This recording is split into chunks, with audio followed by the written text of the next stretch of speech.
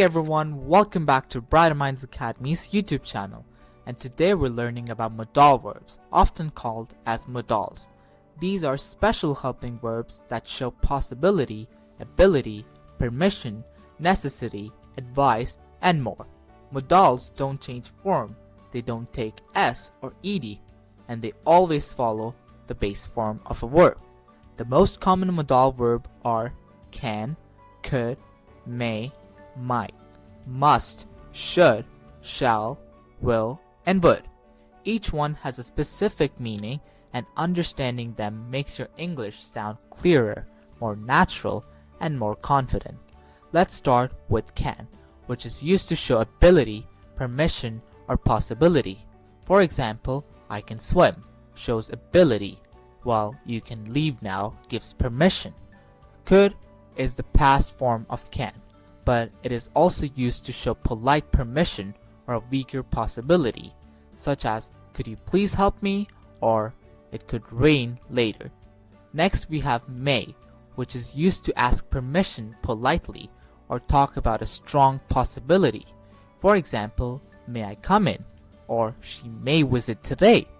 Might is similar to may, but it shows a weaker possibility, as in he might come, but I'm not sure. Then we have must, which expresses strong necessity or obligation. When you say you must wear a helmet, it means it is required to wear a helmet. It can also show strong logical certainty, like she must be tired, meaning you're very sure. Should is used for advices, recommendation, and mild obligation. For example, you should drink more water, or we should leave early. It's softer than must, making it perfect for giving suggestion. Shall is a more formal modal, mainly used with I or we, often to make offers or suggestions such as shall we go or shall I help you. Next, will is a modal that expresses future action, promises, or strong intentions. For example, I will call you tomorrow, or we will succeed. It shows confidence about the future. Would is used for polite requests, preferences, and unreal or hypothetical situation. For example, would you like some tea? Or I would travel more if I had time. It can also be used for past habits, such as when I was young, I would play outside every day.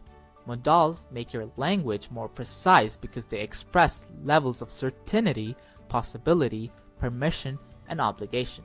They help you show whether something is required, allowed, possible, or planned. Understanding how each modal works and the difference in strength between them helps you communicate more politely, more clearly, and more accurately in everyday English. Once you master modals, expressing your ideas becomes much easier and more natural. If you need any extra help for any subject from grade 1 to 8, please contact us on our email address for more information.